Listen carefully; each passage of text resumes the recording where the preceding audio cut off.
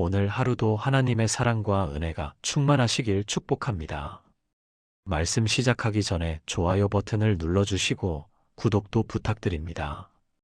그리고 댓글로 여러분의 기도 제목을 나눠주세요. 함께 기도하겠습니다. 2024년 12월 2일 월요일 새벽 5시 42분 알람이 울리고 창밖을 보니 아직 깜깜합니다. 이불 속에서 한숨이 먼저 나옵니다. 또 하루가 시작되는구나.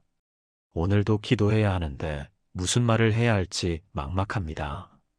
어제도 비슷한 기도를 했고 그제도 그랬지요. 매일 아침 무릎 꿇을 때마다 똑같은 고민이 반복됩니다. 뭐라고 기도해야 할까요? 얼마나 길게 해야 할까요? 어떤 단어를 사용해야 하나님이 들어주실까요? 특히 12월이 되면 이런 부담이 더 커집니다.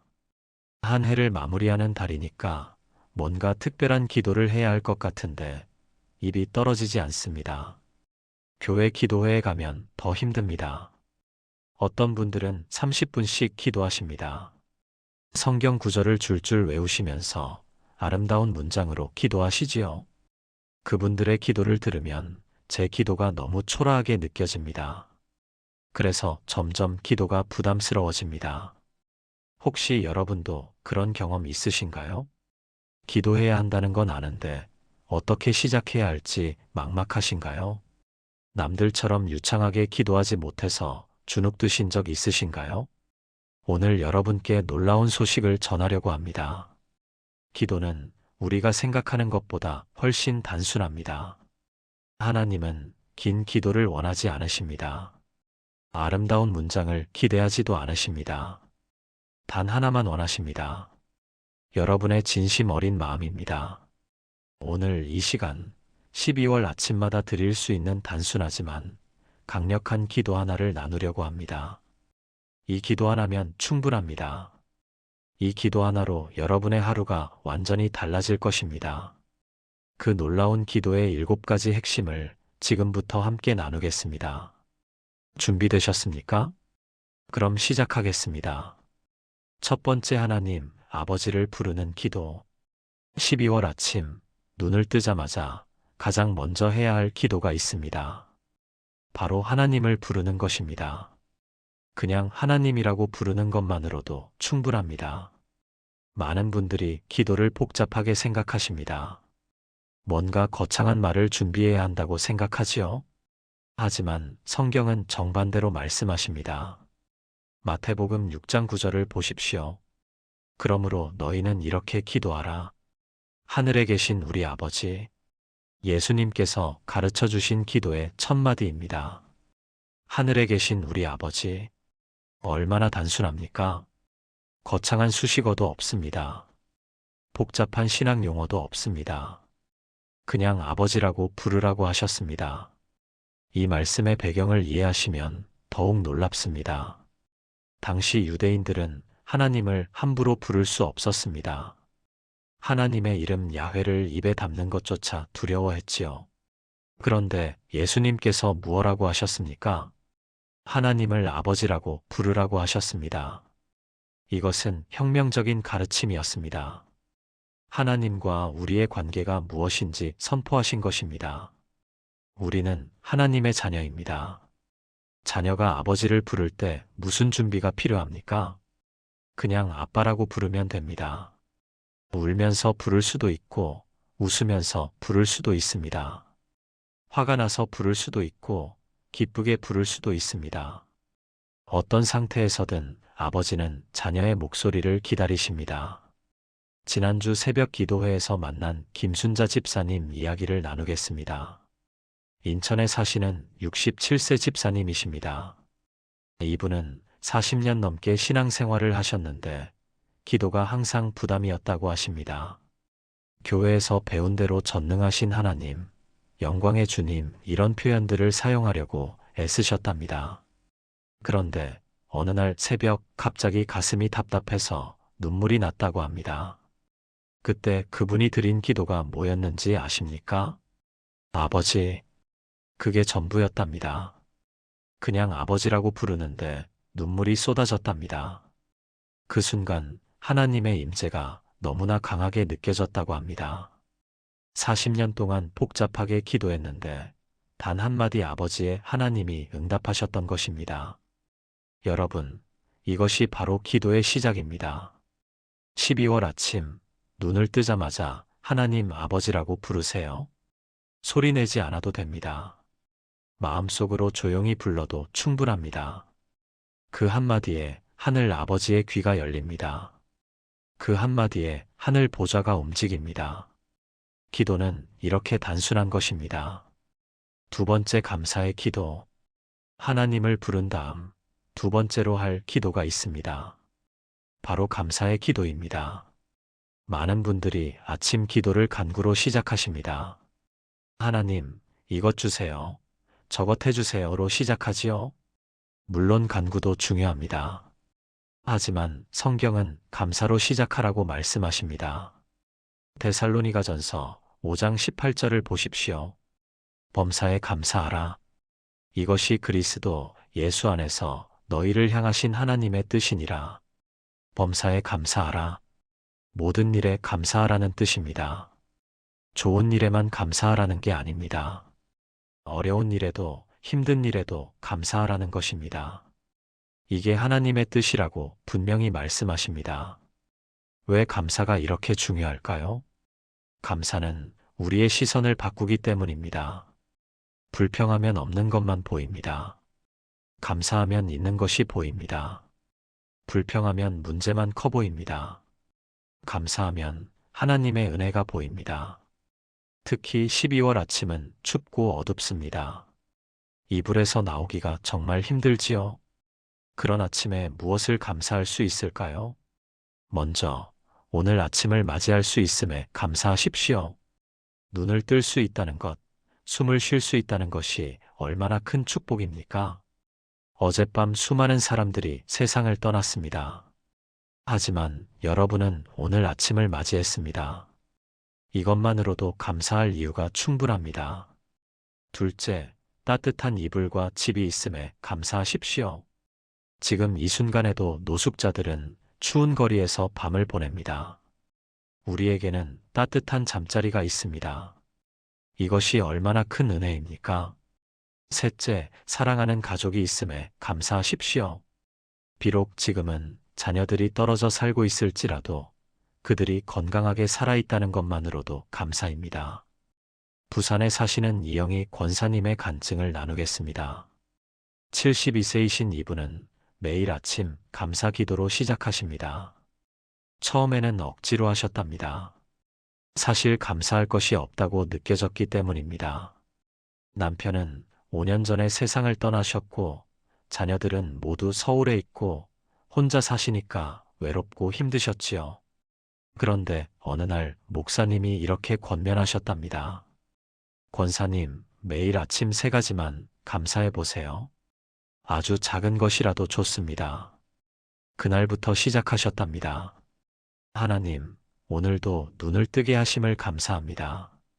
하나님, 이 작은 집이지만 비바람을 막아주는 집이 있음을 감사합니다. 하나님, 아침 식사를 할 수 있는 음식이 있음을 감사합니다.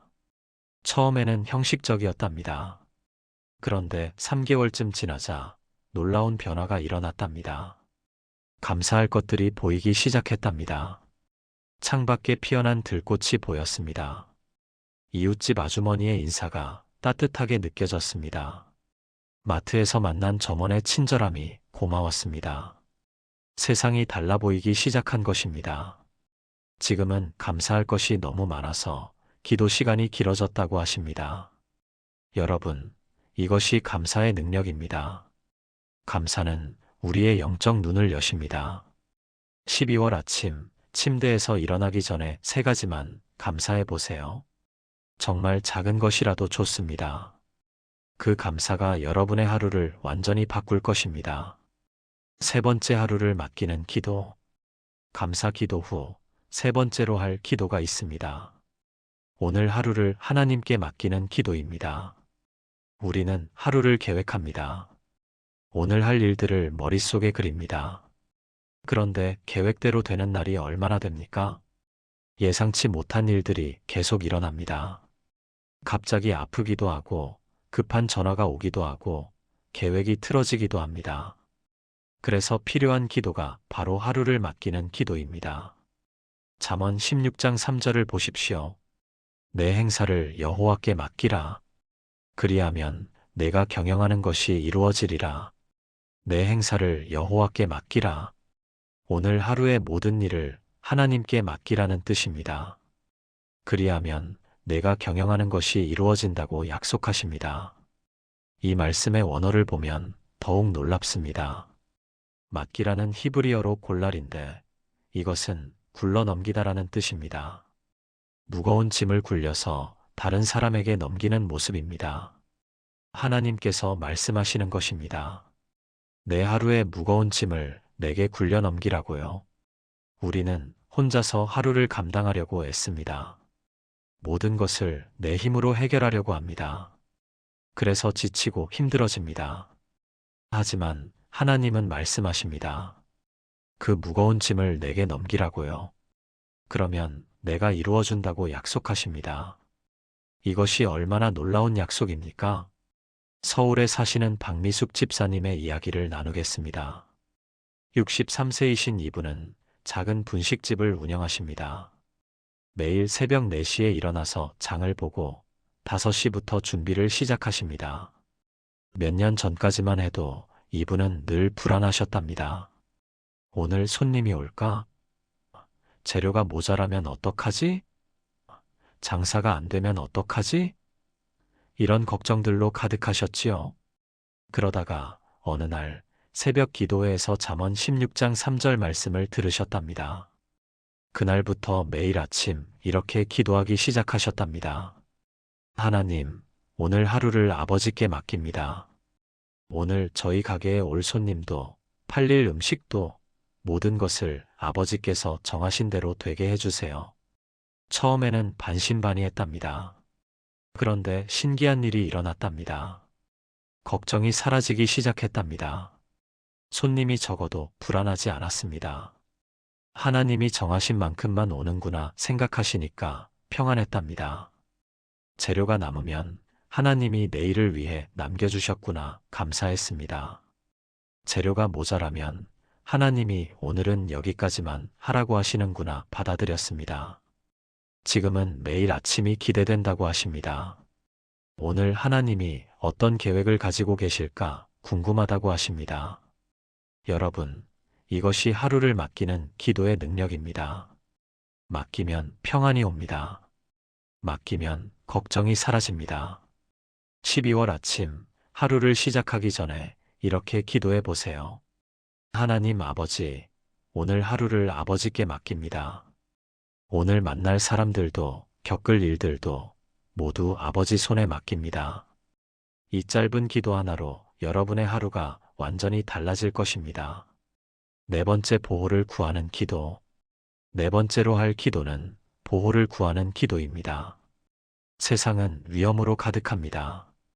교통사고도 일어나고 질병도 있고 각종 사고와 위험이 도처에 있습니다. 특히 12월은 한 해 중 사고가 가장 많은 달입니다. 연말이라 바쁘고 날씨도 춥고 길도 미끄럽습니다. 그래서 더욱 하나님의 보호가 필요합니다. 시편 121편 7절에서 8절을 보십시오. 여호와께서 너를 지켜 모든 환난을 면하게 하시며 또 내 영혼을 지키시리로다. 여호와께서 너의 출입을 지금부터 영원까지 지키시리로다. 이 얼마나 확실한 약속입니까? 여호와께서 너를 지키신다고 하셨습니다. 모든 환난을 면하게 하신다고 하셨습니다. 내 영혼을 지키신다고 하셨습니다. 너의 출입을 지키신다고 하셨습니다. 그것도 지금부터 영원까지 지키신다고 약속하셨습니다. 이 말씀의 배경을 보면 더욱 놀랍습니다. 시편 121편은 순례자의 노래입니다. 옛날 이스라엘 사람들은 예루살렘으로 순례를 갔습니다. 그 길은 험난했습니다. 산적도 나타나고 맹수도 있고 길도 험했습니다. 그래서 순례자들은 불안했습니다. 그때 이 노래를 불렀습니다. 내가 산을 향하여 눈을 들리라. 나의 도움이 어디서 올까? 나의 도움은 천지를 지으신 여호와에게서로다. 그리고 서로를 축복했습니다. 여호와께서 너를 지키시리로다. 이 축복이 우리에게도 그대로 적용됩니다. 하나님은 지금도 우리를 지키십니다. 출입을 지키신다는 것은 무슨 뜻일까요? 집에서 나갈 때도 지키시고 집으로 들어올 때도 지키신다는 뜻입니다. 하루의 모든 순간을 지키신다는 약속입니다. 대구에 사시는 최영자 권사님의 간증을 나누겠습니다. 68세이신 이분은 매일 아침 시장에 가십니다. 몇 달 전 평소처럼 시장에 가시는데 갑자기 마음이 불편했답니다. 그래서 잠깐 멈춰서서 기도하셨답니다. 하나님, 오늘 저를 지켜주세요. 그리고 다시 걸어가셨는데 몇 발자국까지 안 와서 뒤에서 쾅 하는 소리가 났답니다. 돌아보니까 간판이 떨어져 있었답니다. 만약 기도하지 않고 그냥 지나갔다면 그 간판에 맞았을 것입니다. 그분은 지금도 그날을 생각하면 소름이 돋는다고 하십니다. 하나님께서 정말로 지켜주셨다고 확신하십니다. 또 다른 간증이 있습니다. 광주에 사시는 김정순 집사님, 59세이십니다. 이분은 매일 아침 출근길에 기도하십니다. 하나님, 오늘도 안전하게 출퇴근하게 해주세요. 어느 날 평소보다 일찍 집을 나서게 되었답니다. 이유는 모르겠는데 그냥 마음이 급했답니다. 나중에 뉴스를 보니까 평소에 타던 버스가 사고가 났더랍니다. 만약 평소 시간에 나갔다면 그 버스를 탔을 것입니다. 하나님께서 미리 알고 일찍 나서게 하셨던 것입니다. 여러분, 이것이 하나님의 보호하심입니다. 우리가 알지 못하는 순간에도 하나님은 우리를 지키십니다. 12월 아침 집을 나서기 전에 이렇게 기도하세요. 하나님, 오늘 하루 저를 지켜주세요. 집에서 나갈 때도 다시 돌아올 때도 모든 순간 저를 보호해 주세요. 이 기도가 여러분을 지킬 것입니다. 하나님의 보호하심이 여러분과 함께 할 것입니다. 다섯 번째, 지혜를 구하는 기도. 다섯 번째로 할 기도는 지혜를 구하는 기도입니다. 우리는 매일 수많은 선택을 합니다. 작은 것부터 큰 것까지 결정해야 할 일들이 너무 많습니다. 무엇을 입을지, 무엇을 먹을지, 누구를 만날지, 어떤 말을 할지 모든 것이 선택입니다. 그런데 우리의 지혜로는 부족할 때가 많습니다. 어떻게 해야 할지 모를 때가 있습니다. 그럴 때 필요한 것이 하나님의 지혜입니다. 야고보서 1장 5절을 보십시오. 너희 중에 누구든지 지혜가 부족하거든 모든 사람에게 후히 주시고 꾸짖지 아니하시는 하나님께 구하라. 그리하면 주시리라. 이 얼마나 확실한 약속입니까? 지혜가 부족하면 하나님께 구하라고 하셨습니다. 그러면 주신다고 약속하셨습니다. 여기서 중요한 단어가 두 개 있습니다. 첫째는 후히입니다. 하나님은 인색하게 주지 않으십니다. 후히 넉넉하게 풍성하게 주십니다. 둘째는 꾸짖지 아니하시는입니다. 우리가 지혜를 구할 때 하나님은 꾸짖지 않으십니다. 너는 왜 이것도 모르니? 라고 하지 않으십니다. 오히려 기뻐하시며 지혜를 주십니다. 이 약속은 솔로몬의 이야기를 통해 확인됩니다. 솔로몬이 왕이 되었을 때 하나님께서 물으셨습니다. 내가 내게 무엇을 줄까? 솔로몬은 부를 구하지 않았습니다. 장수를 구하지도 않았습니다. 대신 지혜를 구했습니다. 주의 백성을 재판하고 선악을 분별할 지혜를 주소서. 하나님께서 그 기도를 기뻐하셨습니다. 그래서 지혜뿐 아니라 부와 영광까지 주셨습니다. 여러분, 하나님은 우리에게도 지혜를 주시기 원하십니다. 특히 12월은 결정할 일들이 많은 달입니다. 연말 정산도 해야 하고 내년 계획도 세워야 하고 가족 모임도 준비해야 합니다. 지혜가 필요한 순간들이 많습니다. 울산에 사시는 정미경 집사님의 간증을 나누겠습니다. 61세이신 이분은 몇 년 전 큰 결정을 앞두고 계셨답니다. 남편이 사업 제안을 받았는데 큰 돈이 필요했답니다. 집을 담보로 대출을 받아야 했습니다. 너무 고민이 되셨답니다. 남편은 하자고 했지만 불안했습니다. 그래서 매일 아침 기도하셨답니다. 하나님, 지혜를 주세요. 어떻게 해야 할지 알려주세요. 한 달 동안 이 기도를 드렸답니다. 그러던 어느 날 교회에서 한 권사님을 만났답니다. 그분이 우연히 이런 말씀을 하셨답니다. 요즘 같은 경기에는 빚을 내는 게 위험해요. 그 말이 마음에 와닿았답니다. 집에 돌아와서 남편께 조심스럽게 말씀드렸습니다. 여보, 우리 조금 더 기다려봐요. 빚 없이 할 수 있는 만큼만 해요. 남편도 아내의 말에 동의하셨답니다. 그래서 그 사업을 하지 않았습니다. 몇 달 후 그 사업에 투자했던 사람들이 큰 손해를 봤답니다. 만약 그때 투자했다면 집을 잃었을 것입니다. 지금 그분은 하나님께 감사하며 살고 있습니다. 하나님께서 지혜를 주셔서 위기를 막아주셨다고 고백하십니다. 여러분, 이것이 하나님의 지혜입니다. 우리가 알지 못하는 미래를 하나님은 아십니다. 그래서 지혜를 주셔서 바른 결정을 하게 하십니다. 12월 아침, 하루를 시작하기 전에 이렇게 기도하세요. 하나님, 오늘 하루 지혜를 주세요. 선택해야 할 순간마다 하나님의 지혜로 결정하게 해주세요. 이 기도가 여러분의 하루를 인도할 것입니다. 6번째, 사랑을 구하는 기도. 6번째로 할 기도는 사랑을 구하는 기도입니다. 우리는 매일 사람들을 만납니다. 가족을 만나고, 이웃을 만나고, 여러 사람들과 관계를 맺습니다. 그런데 사람을 사랑하는 것이 쉽지 않습니다. 특히 나를 힘들게 하는 사람, 미운 사람을 사랑하기는 더욱 어렵습니다. 우리의 힘으로는 불가능합니다.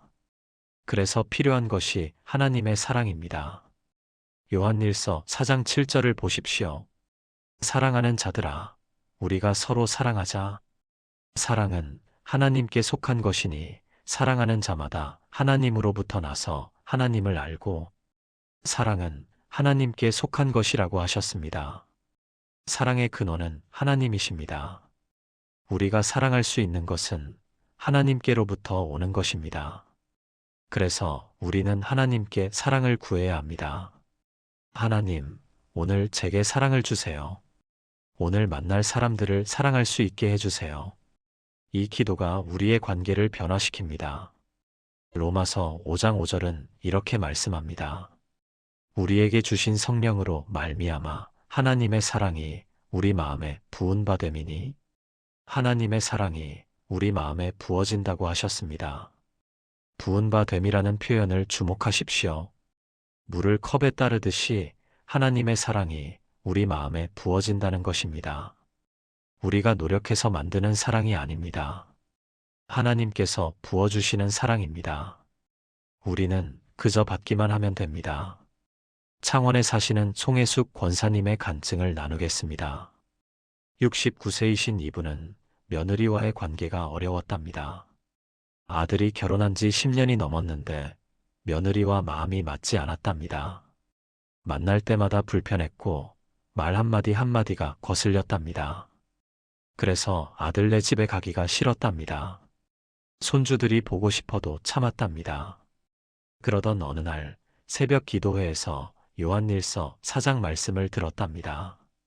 사랑하는 자들아, 우리가 서로 사랑하자. 그 말씀이 마음에 박혔답니다. 집에 돌아와서 무릎을 꿇었답니다.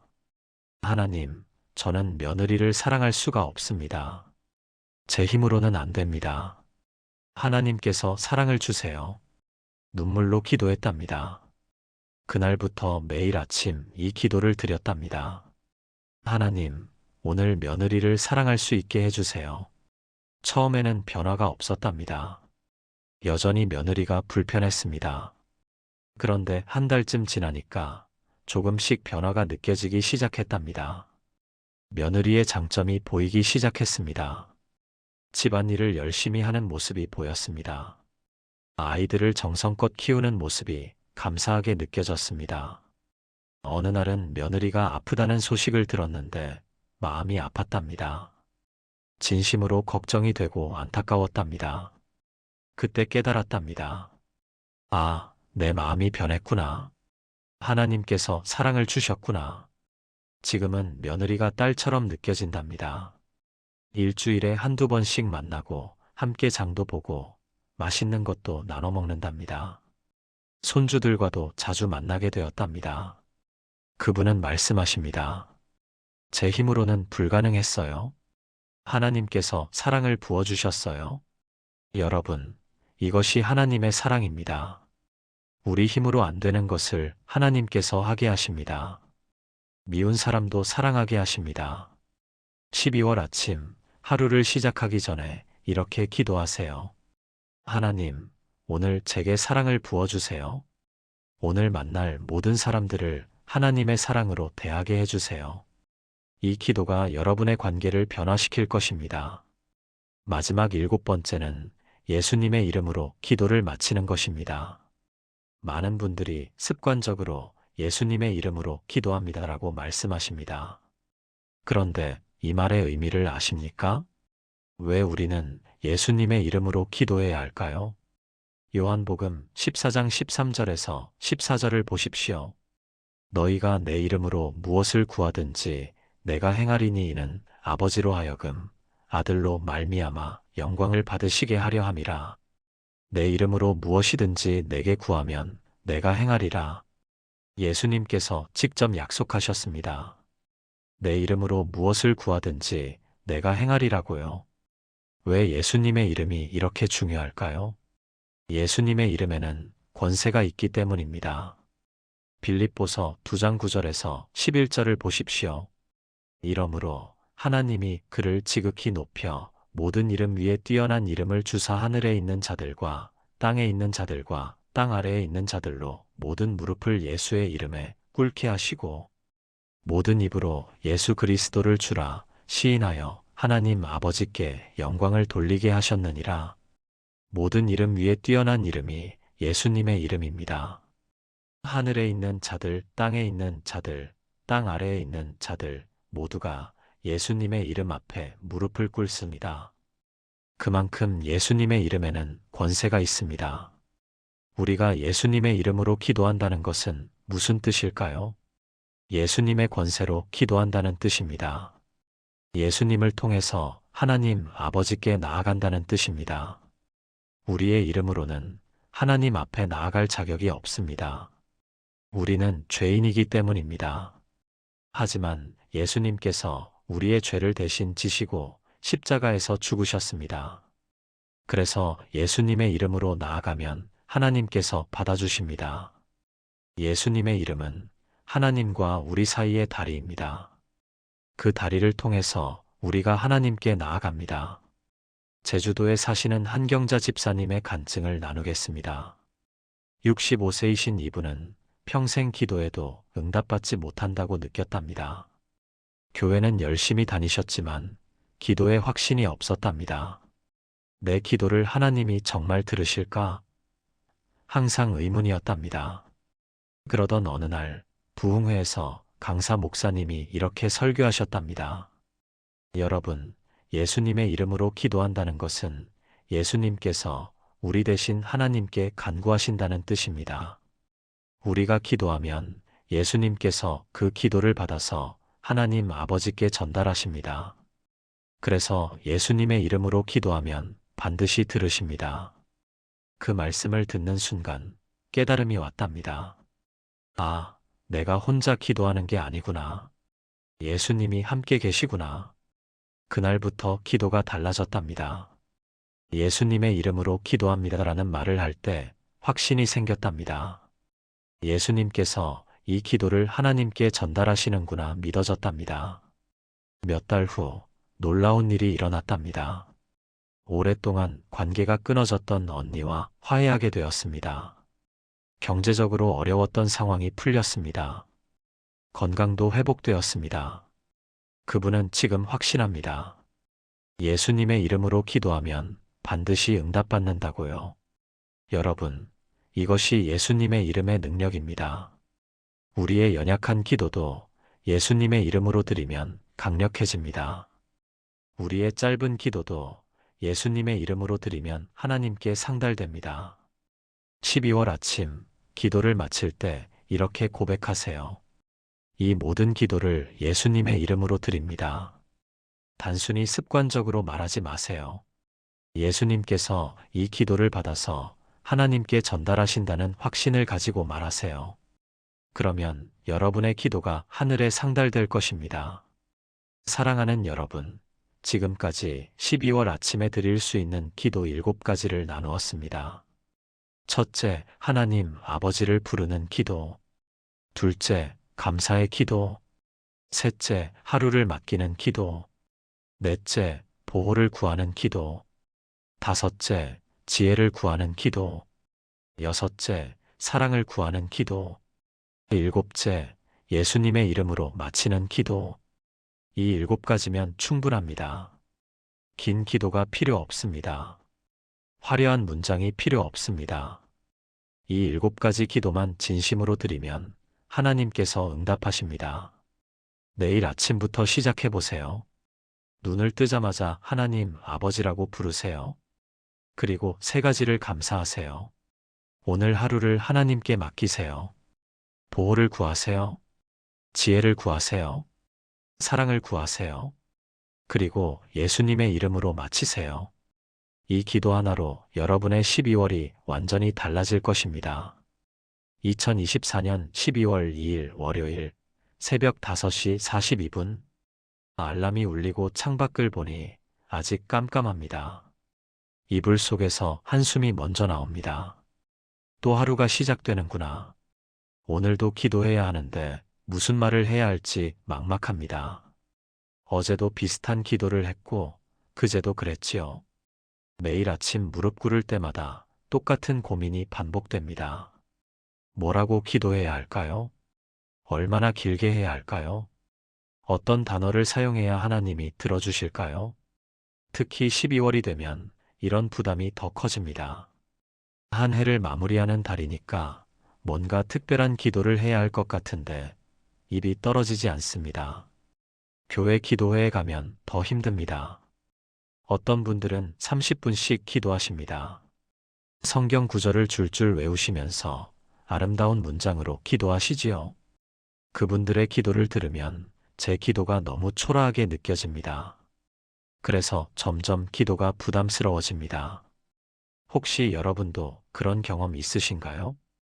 기도해야 한다는 건 아는데 어떻게 시작해야 할지 막막하신가요?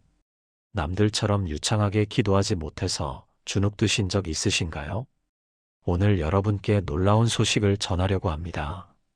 기도는 우리가 생각하는 것보다 훨씬 단순합니다. 하나님은 긴 기도를 원하지 않으십니다. 아름다운 문장을 기대하지도 않으십니다. 단 하나만 원하십니다. 여러분의 진심 어린 마음입니다. 오늘 이 시간 12월 아침마다 드릴 수 있는 단순하지만 강력한 기도 하나를 나누려고 합니다. 이 기도 하나면 충분합니다. 이 기도 하나로 여러분의 하루가 완전히 달라질 것입니다. 그 놀라운 기도의 7가지 핵심을 지금부터 함께 나누겠습니다. 준비되셨습니까? 그럼 시작하겠습니다. 첫 번째, 하나님 아버지를 부르는 기도.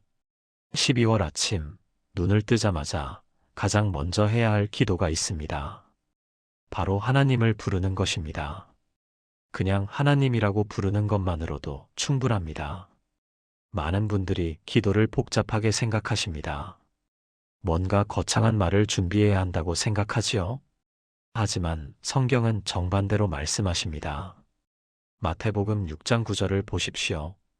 그러므로 너희는 이렇게 기도하라. 하늘에 계신 우리 아버지. 예수님께서 가르쳐 주신 기도의 첫 마디입니다.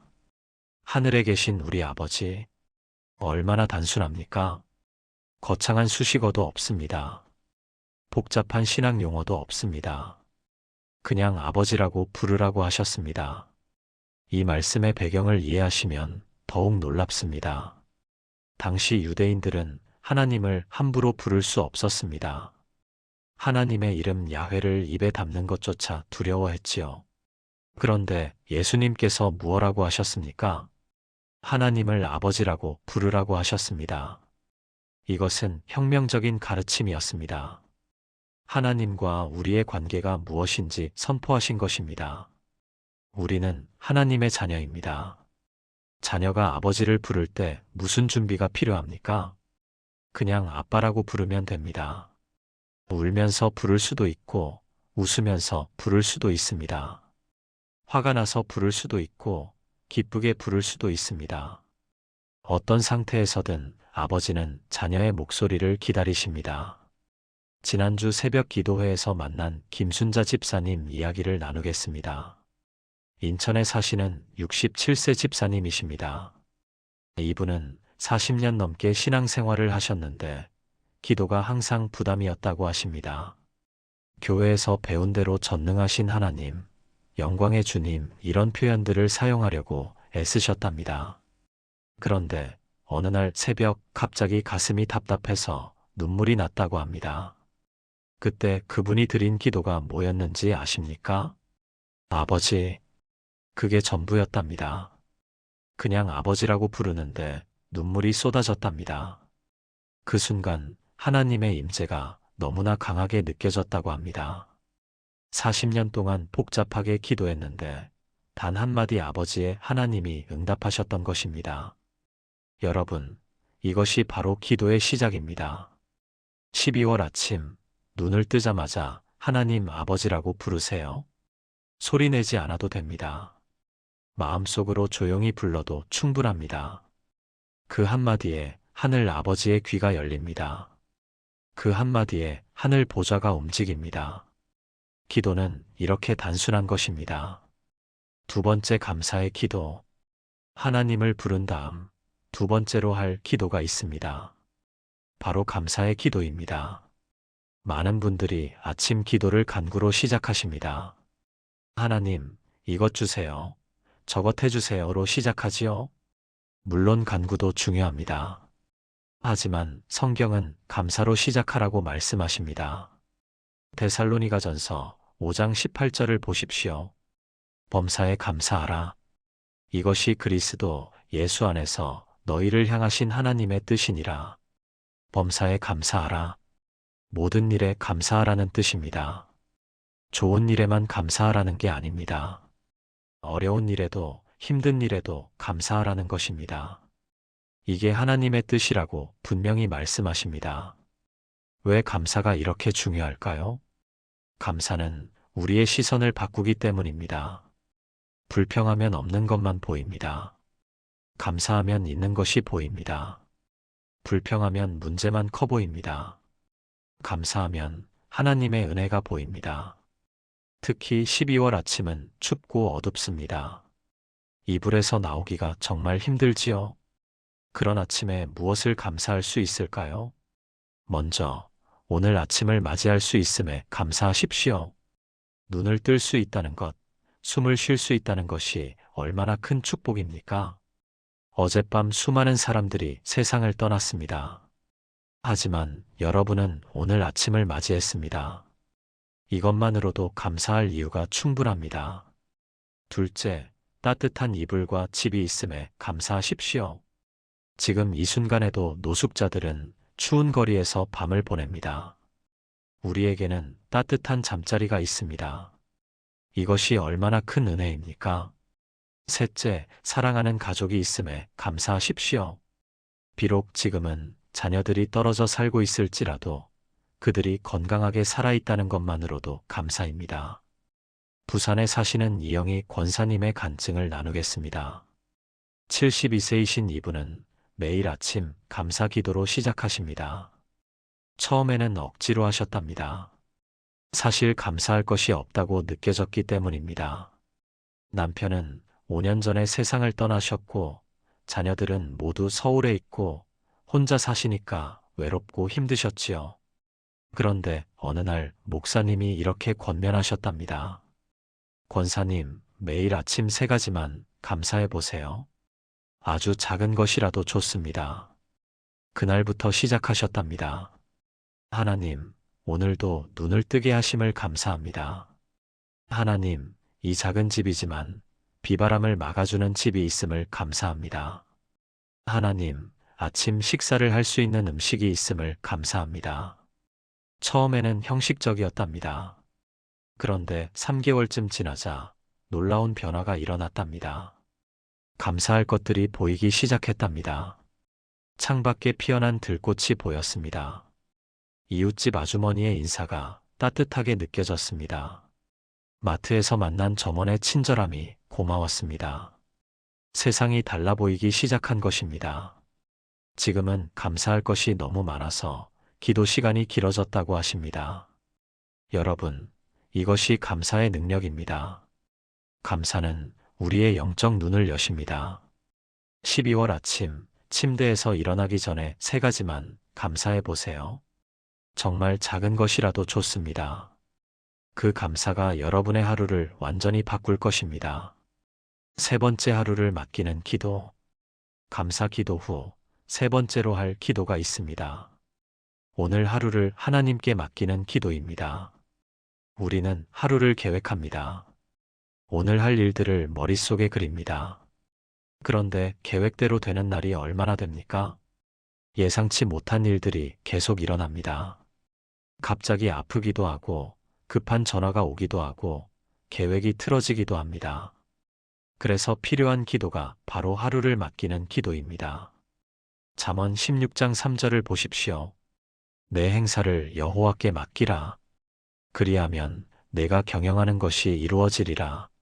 내 행사를 여호와께 맡기라. 오늘 하루의 모든 일을 하나님께 맡기라는 뜻입니다. 그리하면 내가 경영하는 것이 이루어진다고 약속하십니다. 이 말씀의 원어를 보면 더욱 놀랍습니다. 맡기라는 히브리어로 골랄인데 이것은 굴러 넘기다라는 뜻입니다.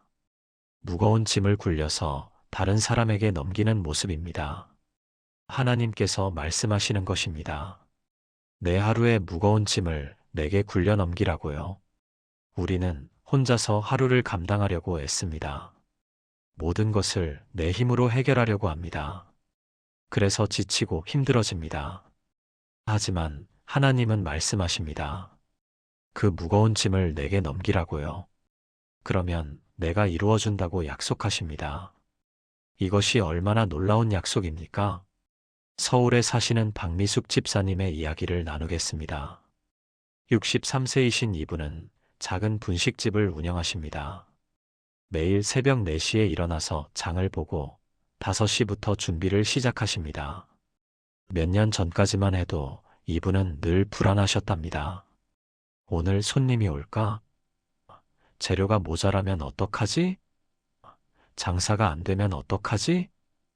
이런 걱정들로 가득하셨지요. 그러다가 어느 날 새벽 기도회에서 잠언 16장 3절 말씀을 들으셨답니다. 그날부터 매일 아침 이렇게 기도하기 시작하셨답니다. 하나님, 오늘 하루를 아버지께 맡깁니다. 오늘 저희 가게에 올 손님도 팔릴 음식도 모든 것을 아버지께서 정하신 대로 되게 해주세요. 처음에는 반신반의했답니다. 그런데 신기한 일이 일어났답니다. 걱정이 사라지기 시작했답니다. 손님이 적어도 불안하지 않았습니다. 하나님이 정하신 만큼만 오는구나 생각하시니까 평안했답니다. 재료가 남으면 하나님이 내일을 위해 남겨주셨구나 감사했습니다. 재료가 모자라면 하나님이 오늘은 여기까지만 하라고 하시는구나 받아들였습니다. 지금은 매일 아침이 기대된다고 하십니다. 오늘 하나님이 어떤 계획을 가지고 계실까 궁금하다고 하십니다. 여러분, 이것이 하루를 맡기는 기도의 능력입니다. 맡기면 평안이 옵니다. 맡기면 걱정이 사라집니다. 12월 아침, 하루를 시작하기 전에 이렇게 기도해 보세요. 하나님 아버지, 오늘 하루를 아버지께 맡깁니다. 오늘 만날 사람들도 겪을 일들도 모두 아버지 손에 맡깁니다. 이 짧은 기도 하나로 여러분의 하루가 완전히 달라질 것입니다. 4번째, 보호를 구하는 기도. 4번째로 할 기도는 보호를 구하는 기도입니다. 세상은 위험으로 가득합니다.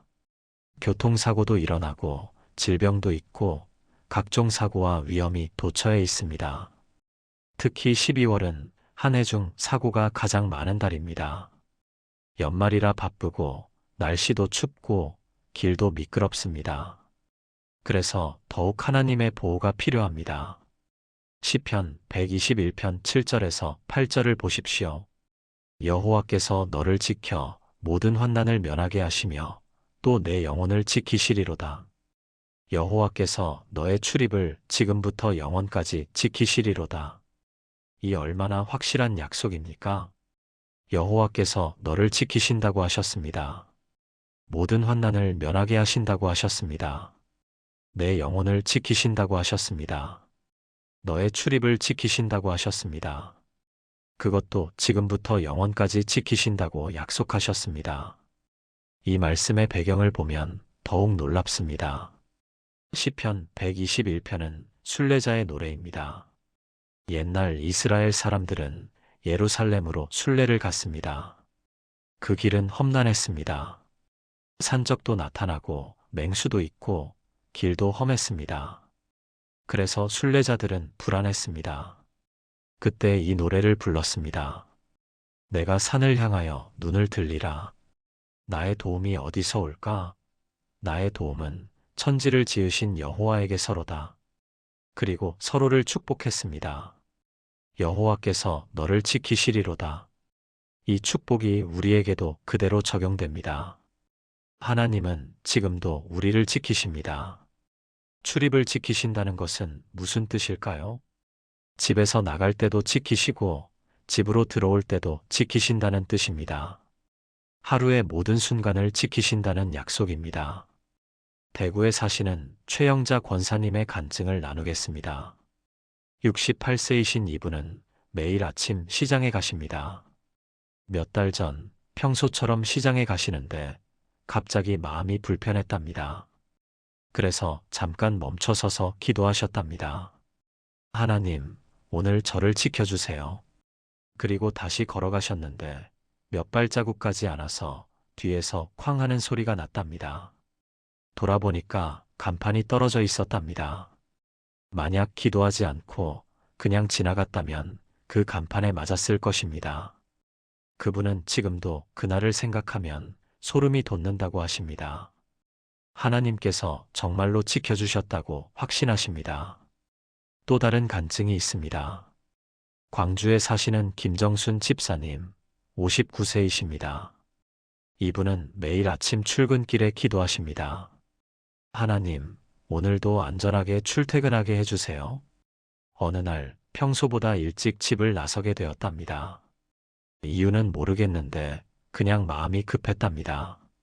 나중에 뉴스를 보니까 평소에 타던 버스가 사고가 났더랍니다. 만약 평소 시간에 나갔다면 그 버스를 탔을 것입니다. 하나님께서 미리 알고 일찍 나서게 하셨던 것입니다. 여러분, 이것이 하나님의 보호하심입니다. 우리가 알지 못하는 순간에도 하나님은 우리를 지키십니다. 12월 아침 집을 나서기 전에 이렇게 기도하세요. 하나님, 오늘 하루 저를 지켜주세요. 집에서 나갈 때도 다시 돌아올 때도 모든 순간 저를 보호해 주세요. 이 기도가 여러분을 지킬 것입니다. 하나님의 보호하심이 여러분과 함께할 것입니다. 다섯 번째, 지혜를 구하는 기도. 다섯 번째로 할 기도는 지혜를 구하는 기도입니다. 우리는 매일 수많은 선택을 합니다. 작은 것부터 큰 것까지 결정해야 할 일들이 너무 많습니다. 무엇을 입을지, 무엇을 먹을지, 누구를 만날지, 어떤 말을 할지 모든 것이 선택입니다. 그런데 우리의 지혜로는 부족할 때가 많습니다. 어떻게 해야 할지 모를 때가 있습니다. 그럴 때 필요한 것이 하나님의 지혜입니다. 야고보서 1장 5절을 보십시오. 너희 중에 누구든지 지혜가 부족하거든 모든 사람에게 후히 주시고 꾸짖지 아니하시는 하나님께 구하라. 그리하면 주시리라. 이 얼마나 확실한 약속입니까? 지혜가 부족하면 하나님께 구하라고 하셨습니다. 그러면 주신다고 약속하셨습니다. 여기서 중요한 단어가 두 개 있습니다. 첫째는 후히입니다. 하나님은 인색하게 주지 않으십니다. 후히, 넉넉하게, 풍성하게 주십니다. 둘째는 꾸짖지 아니하시는입니다. 우리가 지혜를 구할 때 하나님은 꾸짖지 않으십니다. 너는 왜 이것도 모르니? 라고 하지 않으십니다. 오히려 기뻐하시며 지혜를 주십니다. 이 약속은 솔로몬의 이야기를 통해 확인됩니다. 솔로몬이 왕이 되었을 때 하나님께서 물으셨습니다. 내가 내게 무엇을 줄까? 솔로몬은 부를 구하지 않았습니다. 장수를 구하지도 않았습니다. 대신 지혜를 구했습니다. 주의 백성을 재판하고 선악을 분별할 지혜를 주소서. 하나님께서 그 기도를 기뻐하셨습니다. 그래서 지혜뿐 아니라 부와 영광까지 주셨습니다. 여러분, 하나님은 우리에게도 지혜를 주시기 원하십니다. 특히 12월은 결정할 일들이 많은 달입니다. 연말 정산도 해야 하고, 내년 계획도 세워야 하고, 가족 모임도 준비해야 합니다. 지혜가 필요한 순간들이 많습니다. 울산에 사시는 정미경 집사님의 간증을 나누겠습니다. 61세이신 이분은 몇 년 전 큰 결정을 앞두고 계셨답니다. 남편이 사업 제안을 받았는데 큰 돈이 필요했답니다. 집을 담보로 대출을 받아야 했습니다. 너무 고민이 되셨답니다. 남편은 하자고 했지만 불안했습니다. 그래서 매일 아침 기도하셨답니다. 하나님, 지혜를 주세요. 어떻게 해야 할지 알려주세요. 한 달 동안 이 기도를 드렸답니다. 그러던 어느 날 교회에서 한 권사님을 만났답니다. 그분이 우연히 이런 말씀을 하셨답니다. 요즘 같은 경기에는 빚을 내는 게 위험해요. 그 말이 마음에 와닿았답니다. 집에 돌아와서 남편께 조심스럽게 말씀드렸습니다. 여보, 우리 조금 더 기다려봐요. 빚 없이 할 수 있는 만큼만 해요. 남편도 아내의 말에 동의하셨답니다. 그래서 그 사업을 하지 않았습니다. 몇 달 후 그 사업에 투자했던 사람들이 큰 손해를 봤답니다. 만약 그때 투자했다면 집을 잃었을 것입니다. 지금 그분은 하나님께 감사하며 살고 있습니다. 하나님께서 지혜를 주셔서 위기를 막아주셨다고 고백하십니다. 여러분, 이것이 하나님의 지혜입니다. 우리가 알지 못하는 미래를 하나님은 아십니다. 그래서 지혜를 주셔서 바른 결정을 하게 하십니다. 12월 아침, 하루를 시작하기 전에 이렇게 기도하세요. 하나님, 오늘 하루 지혜를 주세요. 선택해야 할 순간마다 하나님의 지혜로 결정하게 해주세요. 이 기도가 여러분의 하루를 인도할 것입니다. 여섯 번째, 사랑을 구하는 기도. 여섯 번째로 할 기도는 사랑을 구하는 기도입니다. 우리는 매일 사람들을 만납니다. 가족을 만나고, 이웃을 만나고, 여러 사람들과 관계를 맺습니다. 그런데 사람을 사랑하는 것이 쉽지 않습니다. 특히 나를 힘들게 하는 사람, 미운 사람을 사랑하기는 더욱 어렵습니다. 우리의 힘으로는 불가능합니다. 그래서 필요한 것이 하나님의 사랑입니다. 요한일서 4장 7절을 보십시오. 사랑하는 자들아, 우리가 서로 사랑하자. 사랑은 하나님께 속한 것이니 사랑하는 자마다 하나님으로부터 나서 하나님을 알고, 사랑은 하나님께 속한 것이라고 하셨습니다. 사랑의 근원은 하나님이십니다.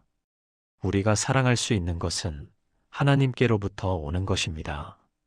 그래서 우리는 하나님께 사랑을 구해야 합니다. 하나님, 오늘 제게 사랑을 주세요. 오늘 만날 사람들을 사랑할 수 있게 해주세요. 이 기도가 우리의 관계를 변화시킵니다. 로마서 5장 5절은 이렇게 말씀합니다. 우리에게 주신 성령으로 말미암아 하나님의 사랑이 우리 마음에 부은 바 됨이니, 하나님의 사랑이 우리 마음에 부어진다고 하셨습니다. 부은 바 됨이라는 표현을 주목하십시오. 물을 컵에 따르듯이 하나님의 사랑이 우리 마음에 부어진다는 것입니다. 우리가 노력해서 만드는 사랑이 아닙니다. 하나님께서 부어주시는 사랑입니다. 우리는 그저 받기만 하면 됩니다. 창원에 사시는 송혜숙 권사님의 간증을 나누겠습니다. 69세이신 이분은 며느리와의 관계가 어려웠답니다. 아들이 결혼한 지 10년이 넘었는데 며느리와 마음이 맞지 않았답니다. 만날 때마다 불편했고 말 한마디 한마디가 거슬렸답니다. 그래서 아들네 집에 가기가 싫었답니다. 손주들이 보고 싶어도 참았답니다. 그러던 어느 날 새벽 기도회에서 요한일서 4장 말씀을 들었답니다. 사랑하는 자들아, 우리가 서로 사랑하자. 그 말씀이 마음에 박혔답니다. 집에 돌아와서 무릎을 꿇었답니다. 하나님, 저는 며느리를 사랑할 수가 없습니다. 제 힘으로는 안 됩니다. 하나님께서 사랑을 주세요. 눈물로 기도했답니다. 그날부터 매일 아침 이 기도를 드렸답니다. 하나님, 오늘 며느리를 사랑할 수 있게 해주세요. 처음에는 변화가 없었답니다. 여전히 며느리가 불편했습니다. 그런데 한 달쯤 지나니까 조금씩 변화가 느껴지기 시작했답니다. 며느리의 장점이 보이기 시작했습니다. 집안일을 열심히 하는 모습이 보였습니다. 아이들을 정성껏 키우는 모습이 감사하게 느껴졌습니다.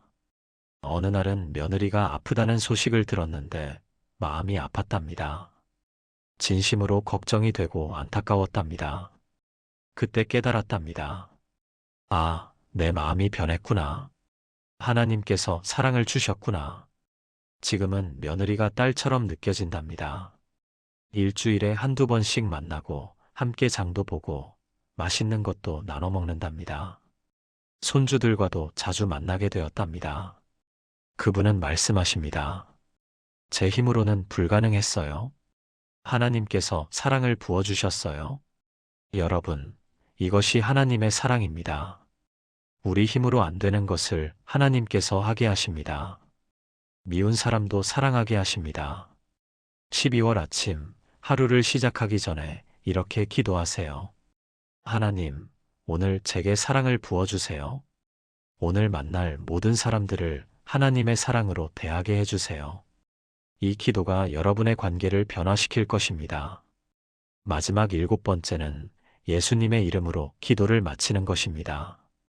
많은 분들이 습관적으로 예수님의 이름으로 기도합니다라고 말씀하십니다.